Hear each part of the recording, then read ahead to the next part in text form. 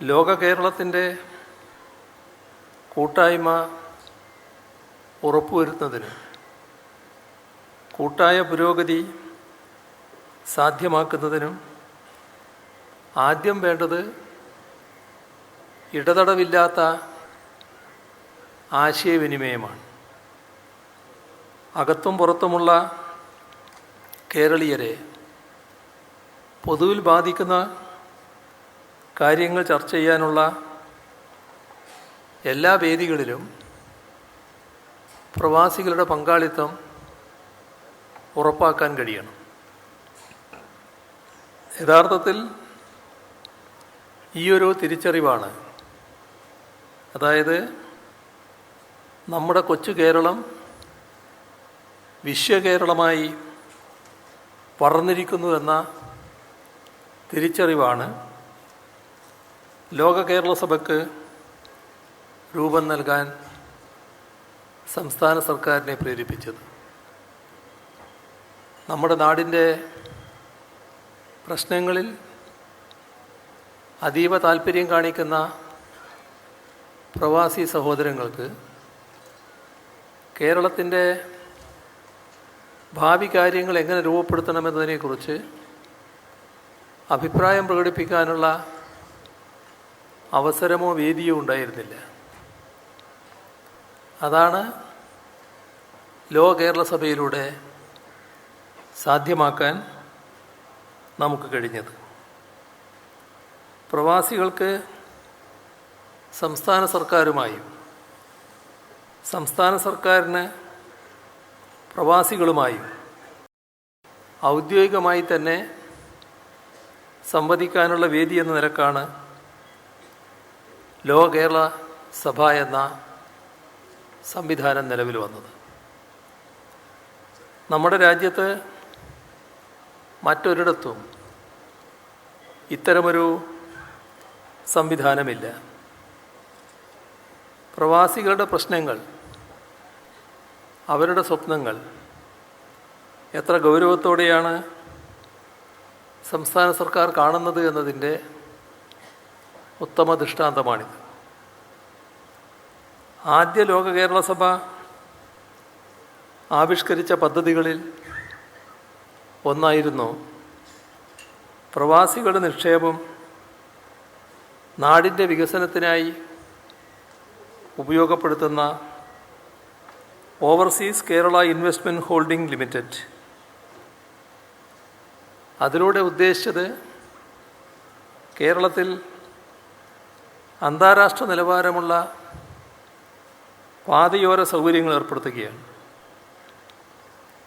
ദീർഘദൂര യാത്രക്കാർ, വിനോദസഞ്ചാരികൾ ഇവർക്കെല്ലാം പ്രയോജനപ്പെടുന്ന റെസ്റ്റ് സ്റ്റോപ്പുകളായാണ് ഇവയെ വിഭാവനം ചെയ്തിരിക്കുന്നത്. ഒന്നാമത്തെ ലോക കേരള സഭയിൽ തന്നെ ഉയർന്നു വന്ന നിർദ്ദേശങ്ങളായ പ്രവാസികളും തിരികെ എത്തിയതുമായ വനിതകളുടെ ഉന്നമനത്തിനും പ്രശ്നപരിഹാരത്തിനുമായുള്ള പ്രവാസി വനിതാ സെൽ, അതേപോലെ തന്നെ പ്രവാസി സഹകരണ സംഘം, പ്രവാസി ഗവേഷക കേന്ദ്രം ഇവയെല്ലാം യാഥാർത്ഥ്യമാക്കാൻ നമുക്ക് കഴിഞ്ഞിട്ടുണ്ട്. വനിതകളുടെ സുരക്ഷിത കുടിയേറ്റം ഉറപ്പാക്കാനും സ്ത്രീകളായ പ്രവാസികളുടെ പരാതികൾ സ്വീകരിക്കാനുമാണ് പ്രവാസി വനിതാ സെൽ പ്രവർത്തിക്കുന്നത്.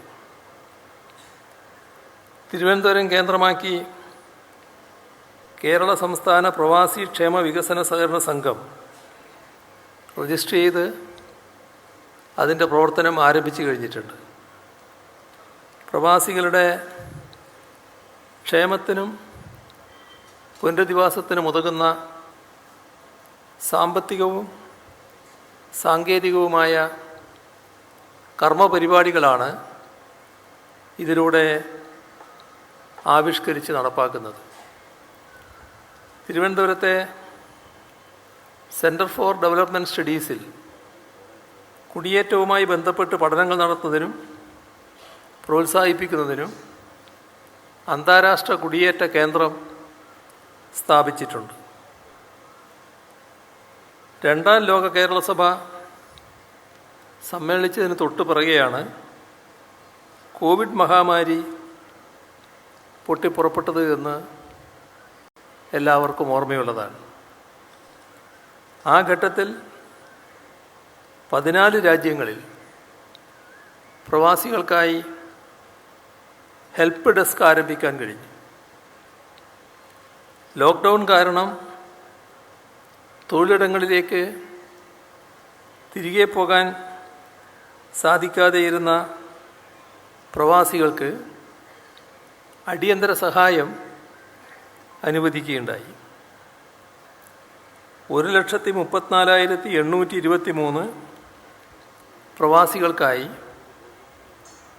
ആകെ 67,40,00,000 രൂപ നൽകുകയുണ്ടായി.